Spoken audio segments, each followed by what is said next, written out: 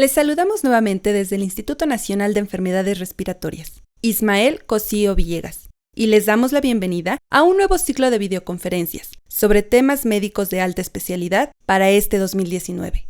Tendremos como invitados a diferentes expertos con temas de mucho interés. Les recordamos que nos pueden hacer llegar sus dudas, sugerencias y comentarios vía correo electrónico a través de la cuenta canaliner@hotmail.com.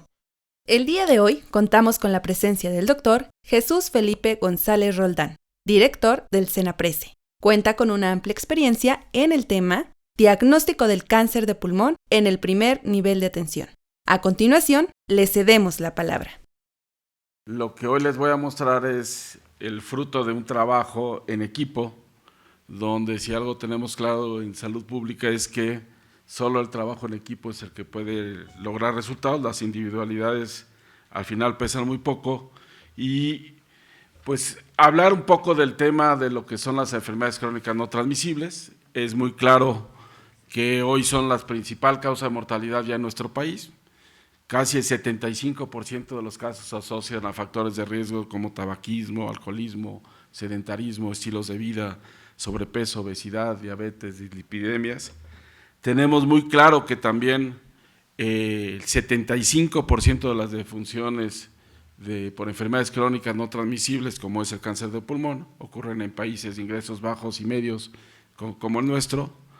42%, quiere decir 4 de cada 6 son muertes prematuras, es decir, no llegan a cumplir la esperanza de vida que tienen planteado los sistemas de salud. En los países de Latinoamérica, una de las cosas que hemos visto es que las personas no reciben atención oportuna. Si se dan cuenta, coincide con los datos que el propio doctor Salas presentó de lo que ocurre en un hospital de alta especialidad como es el INER. Y la incapacidad producida reduce el Producto Interno Bruto de un país en un 7% de manera muy clara. Aquí la pregunta es cómo reducir o cómo hacer que la carga de estas enfermedades puedan tener un impacto en la salud. Y aquí hay una de las grandes paradojas o incongruencias de lo que tenemos de repente en los sistemas de salud. Y les voy a poner, por ejemplo, un tema importante, ¿no? Si ustedes se dan cuenta, en el ámbito de la cardiología, hoy todo el mundo habla del código infarto. Y el código infarto consiste pues en una prevención terciaria, ¿no? Es decir, ya te infartaste, llega al hospital. Y sin embargo, en el primer nivel de atención, y lo van a ver más adelante, en pacientes hipertensos solo tenemos al 70% de los pacientes en control. Quiere decir que traemos un 30% de pacientes hipertensos no controlados que en cualquier momento se pueden infartar. Y no hemos planteado nada en términos de cómo tenemos que intervenir o qué abordaje tenemos que tener con ese 30% que el día de mañana se nos puede infartar como tal. Y aquí es muy claro que hay inversiones que tienen que ver desde el punto de vista poblacional, desde el punto de vista global o social, y desde el punto de vista del individuo como tal. Un tema clarísimo son las políticas integrales de control de tabaco, y yo diría ahora más que nunca de políticas integrales del alcohol. No hemos podido resolver el acceso de tabaco y alcohol por parte de los menores de edad, y ya estamos hablando de la legalización de la marihuana o de la cocaína o de otros temas.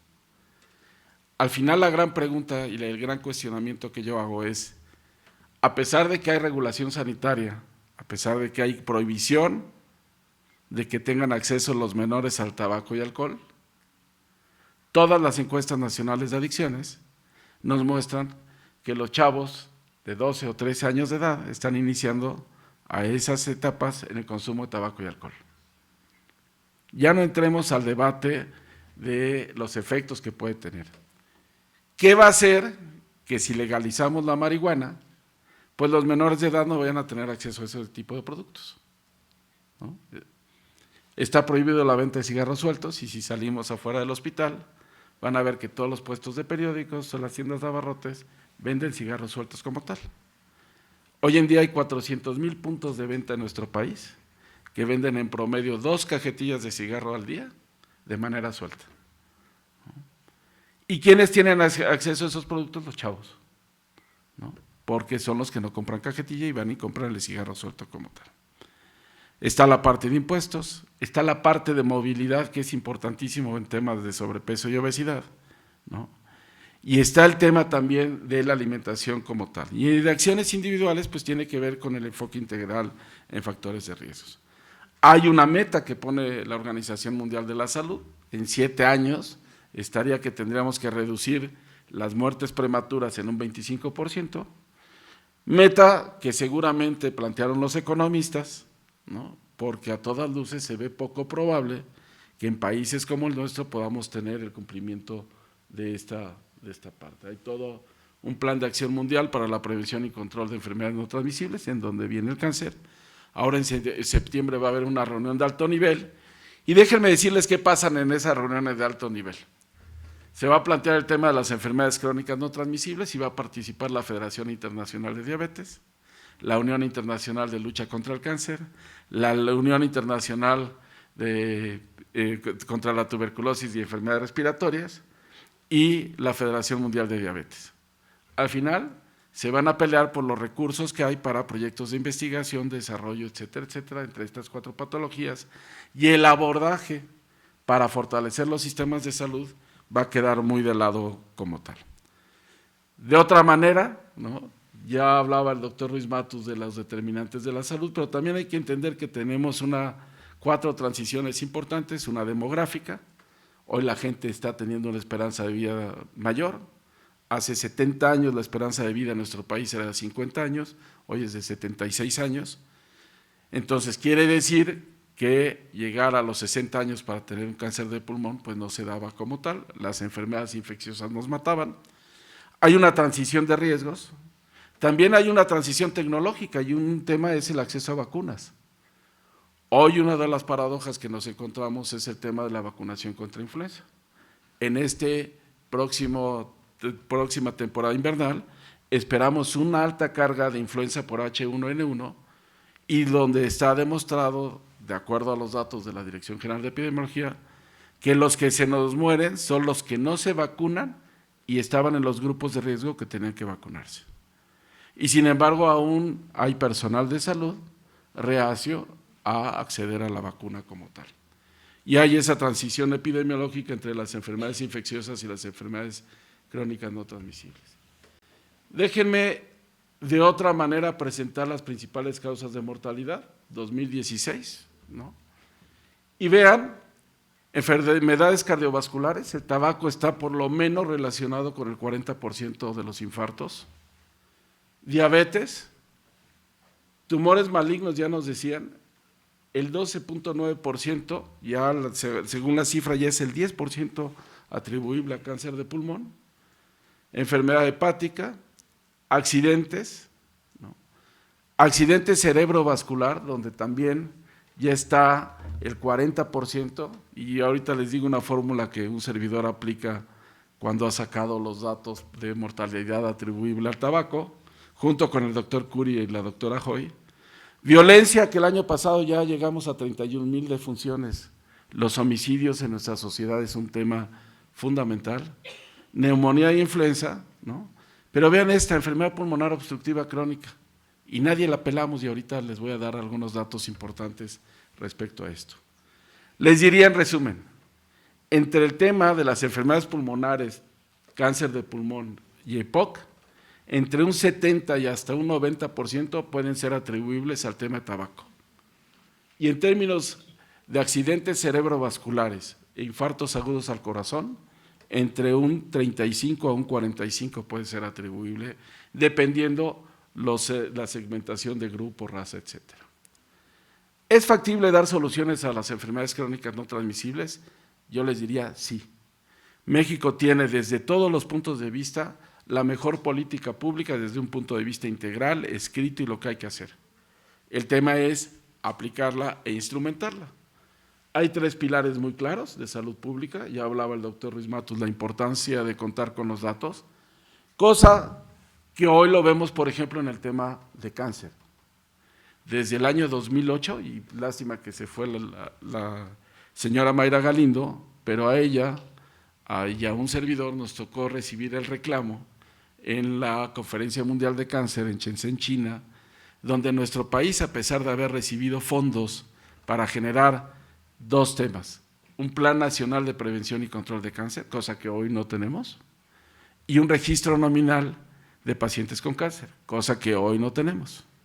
Llevamos más de 10 años tratando de generar ese registro nominal y con una visión, desde mi punto de vista, y lo digo sin tapujos, donde en vez de buscar una visión de salud pública, buscan una visión más de tipo económico, más de estar generando cuánto va a costar el sistema, en vez de decir el sistema cómo tiene que ser.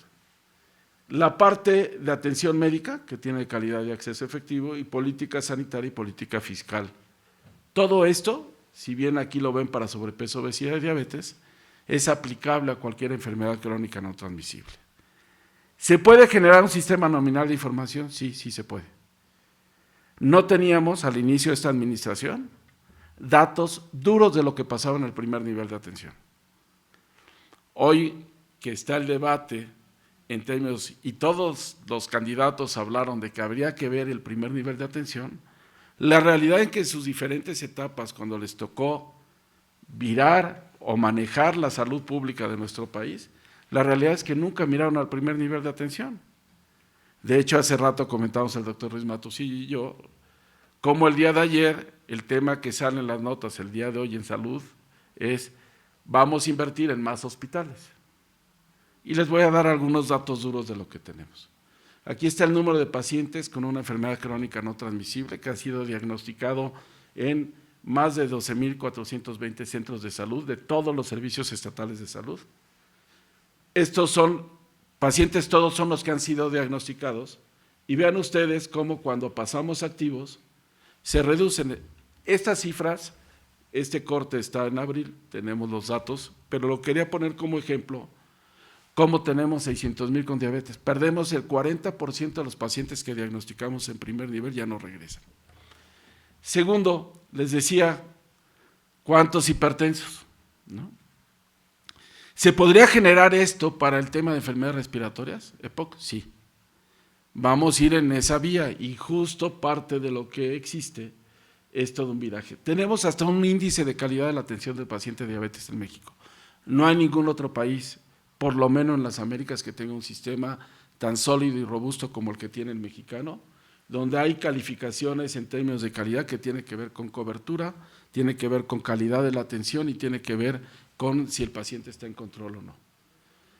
¿Qué se generó? Hay un Programa Nacional de Enfermedades Respiratorias e Influenza. Cuando esta administración llega, ¿no?, en 2013, ¿no?, 2012, diciembre del 2012, la realidad es que el principal problema mediático era influenza. La principal causa de morbilidad son infecciones respiratorias. Y teníamos por lo menos 15 años de no tener un programa de enfermedades respiratorias, ¿no? Se dejó. Vimos la magnitud del problema de las enfermedades respiratorias en términos de asma, neumonía e influenza. Aquí están las tasas, que lo pueden ver. Y al final sigue siendo un tema importante. Y si no se tiene una visibilidad en términos de programas de política pública en salud, no hay los recursos suficientes y entonces pasan desapercibidos. Ejemplo, asma. México es de los países en Latinoamérica con mayor carga por asma y sin embargo nuestros medicamentos son de los más caros en el nivel mundial, ¿no? Les puedo decir que sale más barato el medicamento de asma en El Salvador que en México, a pesar de que nuestro mercado es más grande, cosa que es una paradoja como tal. Vean la mortalidad por EPOC, ¿no?, y por neumonías.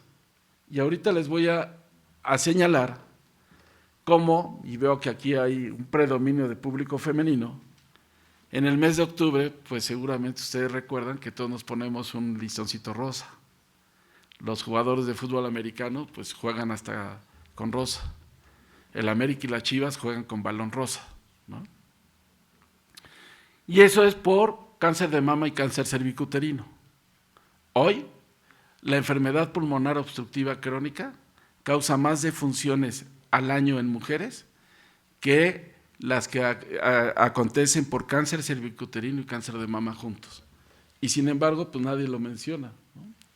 Aquí está la prevalencia de POC, donde se concentran el 50% de las muertes en 7 estados, Estado de México, Jalisco, Distrito Federal, Veracruz, Guanajuato, Puebla, que casualmente si analizamos en términos de ventas de tabaco, son de las entidades, ¿no? Y aquí si le agregamos el factor económico, son de las entidades donde mayor venta de cigarrillos per cápita existe, ¿no? 93% de las muertes se concentran en grupos de 60 y más, totalmente congruente con los datos que nos acaba de presentar el doctor Salas. Y vean, 2016, 12,716 defunciones en mujeres, mientras que de cáncer de mama 6,000 y cáncer cervicuterino 4,000, 10,000 por esos dos tumores, y vean cómo mediáticamente el tema se sigue centrando en cáncer de cervicuterino y cáncer de mama. Asma, ya les decía también, ¿no? Según el lugar de la muerte, 1,421 defunciones en 2016. Hoy asma está llegando casi a las mismas defunciones que ocasiona tuberculosis. Y les pongo el tema así de paradójico. Tenemos 23,000 casos anuales de tuberculosis y tenemos 23,000 defunciones por enfermedad pulmonar obstructiva crónica. Hace 70 años, 80 años, se construían hospitales para tratar la tuberculosis, como como el de Gea González, como el de Soquipan en Jalisco. Hoy la realidad es que lo que menos ven, afortunadamente, en estos, y lo vimos en los datos que presentó el doctor Salas, es tuberculosis, ¿no? Factores de riesgo, biomasa y tabaco, ¿no? Aquí están el principal combustible para cocinar leña al carbón, Chiapas, Oaxaca, Guerrero, Tabasco, Yucatán, ¿no? Y vean la tasa de fumadores activos. Hace 18 años se hizo un estudio en institutos en hospitales de especialidad respecto al índice o a la prevalencia de tabaquismo en médicos especialistas. Los que más alto salieron en términos de prevalencia, más allá que la media nacional, fue cardiología, cancerología, ¿no? Y el INER en un cuarto o quinto lugar, ¿no? Pareciera que el ponernos la bata blanca nos vuelve inmunes a este tipo de cuestiones, ¿no? Hay un programa de acción específico que tiene como gran aliado al INER, y aquí es donde vemos la gran oportunidad, la sinergia entre una institución reconocida de especialidad como el INER con la operación en el primer nivel, pues se ha podido implantar lo que es el PAERI, que es un programa de acción específico para enfermedades respiratorias e influenza, ¿no? Que busca el abordaje en el primer nivel de atención con un énfasis en neumonía, influenza, asma y EPOC, y recientemente vamos a agregar el tema de cáncer como tal. Hay todo un modelo de gestión para esto, hay todo un modelo de atención, que no me voy a detener a señalarlos, que tiene que ver en el abordaje y sobre todo fortalecer la capacitación en el médico de primer nivel, y ya hay alguna serie de resultados. Ya se han aplicado por lo menos casi 14,000 espirometrías, es decir, el médico se le está capacitando a que pueda realizar una espirometría y analizarla, y en caso de que no tenga o exista duda, puede buscar vía telemedicina siempre el apoyo de un instituto de especialidad como el INER, ¿no? Hay detección de POC, hay detecciones de asma en este tema, ya hay referencia a unidades de atención también a adicciones de pacientes con tabaquismo activo.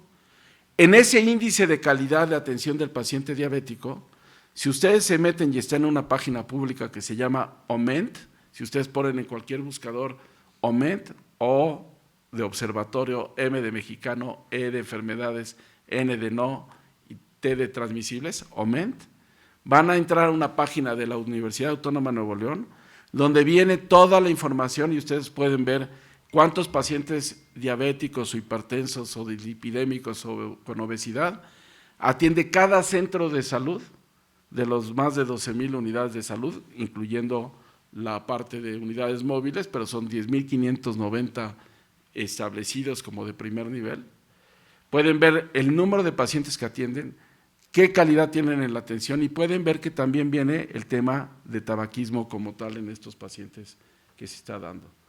Hay todo un algoritmo de prevención y detección temprana del cáncer de pulmón ya en el primer nivel de atención, con factores de riesgo, con un abordaje diagnóstico. Esta parte de radiográfico es un tema fundamental. No hay acceso en las unidades, y se los voy a enseñar, a este tema de laboratorio como tal, y es un tema que tenemos que poner. Hay un flujograma también en algunas unidades de crónicas no transmisibles, que sería un nivel intermedio entre el primer nivel y segundo nivel, que hay 100 en el país, 103, ¿no? Y hay un análisis de la infraestructura que por primera vez también se realizó de manera muy clara, donde nos contestaron de manera directa, no los responsables estatales, no los responsables jurisdiccionales, sino quienes están en el centro de salud. Queríamos información de la unidad, equipamiento y conectividad, el abasto de medicamentos, pruebas de laboratorio, población y recursos humanos. Déjenme decirle que este sistema nominal de información en crónicas al Estado mexicano le costó 0 pesos. Y ahí es donde yo hago el paralelismo con lo que está pasando con el registro nominal de cáncer. En el de cáncer se está buscando más en tener los 20 o 40 millones de pesos que señalan para generar el sistema, ¿no? En vez de empezar por generar la información de la manera más clara. Tuvimos el gran apoyo y la gran alianza de la Fundación Carlos Slim, con quienes hemos venido trabajando y mejorando las versiones de este sistema como tal. Vean, en promedio cada unidad de salud tiene 2 consultorios, hay diferencias. Pero aquí hay una parte clara. Hoy la población mexicana, el 70% está en área urbana, ¿no? Mientras que nuestras unidades, el 76% están en área rural y solo 23% en área urbana. Y les pongo un ejemplo claro. Benito Juárez, delegación Benito Juárez, que tiene 600,000 habitantes, solo tiene 4 unidades de primer nivel, que son la Valentín Gómez Farías, Joco, Portales y Mixcoac. 4. ¿No? Miguel Hidalgo tiene 5 unidades de primer nivel. Es decir, estamos pensando en seguir construyendo hospitales si no fortalecemos el primer nivel. De ahí que el crecimiento de esos 20,000 consultores adyacentes a farmacia se dé fundamentalmente en las principales ciudades de nuestro país. 86% de las unidades de salud cuentan con farmacia dentro de la unidad de salud, pero vean, Estado de México y Ciudad de México, donde hay 25 millones de habitantes, menos del 50% de las unidades de primer nivel tienen acceso a farmacia. ¿No? Mayor razón de que ustedes ven un crecimiento de las consultorias adyacentes a farmacia en estas entidades. 16% de las unidades de salud urbanas tienen acceso a laboratorios, solo 16%, y 3% de las rurales a laboratorio, con diferencias sustanciales. Aquí sí, en la Ciudad de México y Estado de México, tenemos diferencias. Equipamiento médico en el primer nivel, 90% con estetoscopio, 82% con báscula, 72% con estuche diagnóstico, y algo que nos interesaba para el tema de crónicas como tal para diabetes, ¿no? 70% con consultorios de computadora, 36% con acceso a internet, ¿no? Y vean también cómo no es la Ciudad de México ni el Estado de México donde tienen mayor acceso a internet a pesar de números. ¿Cuántos recursos humanos se tienen disponibles? ¿Cómo está la capacitación del personal en salud? Y el acceso a medicamentos, que es bastante irregular como tal. Paso al tabaco. El tabaco sigue siendo la primera causa de muerte prematura a nivel mundial, ¿no? Su consumo mata a cerca de 6 millones de personas. En nuestro país, por lo menos hasta los últimos datos, más de 60,000 defunciones de estas 680,000, casi el 10% se podrían vincular o relacionar de manera directa con el tabaco como tal, ¿no? Hay gastos que tienen que ver con el entorno social y con el entorno individual. La realidad es que hay una defunción cada 10 minutos, en lo que el doctor Ruiz Matos y un servidor, y el doctor Salas y un servidor dimos estas pláticas, ¿no? Han fallecido por lo menos 13 gentes, es decir, una defunción cada 10 minutos como consecuencia. Nuestro país se ubica en este estadio, está creciendo el porcentaje de mujeres fumadoras, menos hombres fumadores, y las tendencias epidemiológicas se conservan de acuerdo a las encuestas nacionales de adicciones. Disminución en la edad promedio de inicio, mayor consumo entre menores de edad, incremento de la prevalencia en mujeres, que yo le llamo la feminización de la epidemia. Buscaban equidad, ya tienen hasta exceso, son las que más fuman hoy en términos como tal, y estabilidad de la prevalencia de consumidores. Hay también cómo colaborar en términos del diagnóstico de cáncer pulmonar desde el primer nivel de atención. Primero hay que identificar factores de riesgo, ya señalaban el tabaquismo, de manera, si el médico en el primer nivel no pregunta a cualquier paciente que llegue por cualquier causa si tiene un antecedente tabáquico, pues va a ser perdida la oportunidad de esa consulta como tal. Y si da respuesta el paciente de que sí es fumador, por lo menos la consejería médica, que dediquen 5 minutos a dar consejería médica, ayuda a permitir que quiera abandonar. Hay un índice tabáquico también que se tiene que preguntar, también en términos si hay alguna exposición ambiental al humo de tabaco, a radón, arsénico, cuál es su actividad laboral para ver si no tiene acceso a asbesto o alguna, etcétera, y también en pacientes mayores de 40 años. ¿Qué es claro de la información que hoy tenemos? 7 de cada 10 pacientes que van al primer nivel de atención son mujeres, al menos en los servicios estatales de salud. 2, identificar los signos y síntomas con mayor valor predictivo para cáncer de pulmón. Ustedes se lo saben mejor que yo.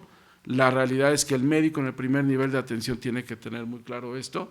Y lo que estamos haciendo es facilitarlo hasta en tema, primero en la capacitación, a través ya de menos cursos presenciales, sino más capacitación en línea.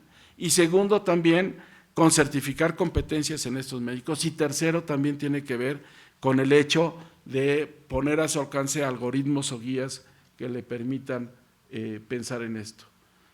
Hay contradicción en términos de hacer cribado para cáncer de pulmón. La realidad es que cuando se hace una buena búsqueda intencionada de los antecedentes que nos refiere el paciente, puede servir y puede orientar para hacer algún estudio especializado como tal, que como vemos uno de los grandes retos a los que nos vamos a enfrentar es que, por ejemplo, si yo sé que hay una tos persistente y tengo que hacer un diagnóstico diferencial en si no es una tuberculosis o si no es un problema de pulmonar obstructivo crónico, etcétera, pues es difícil que tenga acceso a rayos X, es difícil que tenga acceso a espirometrías y mucho menos pensar en una tomografía computarizada como tal, ¿no? Hay recomendaciones muy claras en términos de esto. Ante la sospecha clínica de cáncer de pulmón, pues generalmente se debe remitir a un paciente, pero si el médico de primer nivel no orienta en términos de su intervención directa con un paciente a la posibilidad y la descarta de manera, bueno, si ni piensa en ella, en ese momento pues estamos dejando que justo pase lo que está sucediendo hoy en día, que los pacientes lleguen a unidades de especialidad ya en estadios tardíos de la enfermedad. Paciente sintomático y con hallazgos en una radiografía de tórax, hay que referir también a un segundo nivel de atención y generalmente hay que hacer referencia a que uno o más factores de riesgo pulmonar hay que pensar siempre en patología severa para ir descartando y poder llegar a un diagnóstico adecuado, y la referencia en este momento debe ser clave como tal. Sí hay que hacer prevención, lo más importante sigue siendo hoy en día dejar de fumar, no iniciar, y si ya se inició, dejar de fumar. Ya hablaban también de la importancia que tiene en cáncer de pulmón el tabaquismo pasivo como tal. El médico como tal tiene que ser un referente en términos de los estilos de vida, y el buen juez por su casa empieza. Necesitamos tener un liderazgo para practicar y promover estilos de vida saludables. Imagínense que si estamos hablando de combate a sobrepeso, obesidad o a que dejen de fumar, y nos ven que afuera de los hospitales tenemos todos los changarros de vitamina T y somos los médicos de bata blanca los que estamos ahí consumiendo, o si le decimos al paciente, oiga, no fume, pero tenemos ahí nuestro cigarrito en la consulta, pues generalmente no estamos dando un mensaje proactivo respecto a esto, ¿no? Hay un código para reducir el riesgo de cáncer, incluido el de pulmón, ¿no? Empieza por no fumar, por hacer de su casa y de su ámbito laboral y de su ámbito donde uno se desarrolla un ambiente libre de humo, mantener el peso, hacer ejercicio, comer saludablemente, no limitar el consumo de alcohol, protegerse de sustancias cancerígenas de acuerdo a la normatividad laboral. Ahí falta un octavo, que es la exposición a los rayos solares, tener cuidado en la exposición a los rayos solares, averiguar si se está expuesto en la parte cotidiana a una radiación procedente de algunas fuentes de este tipo. Ustedes saben que inclusive lo que fue en términos laborales esta conquista de riesgo laboral, pues el primer grupo al que se les dio fue a los radiólogos, porque estaban generalmente expuestos e inclusive se les daban más días de vacaciones en algunos sistemas laborales. En el término de las mujeres, bueno, la lactancia materna está comprobado que reduce el riesgo de cáncer en la madre.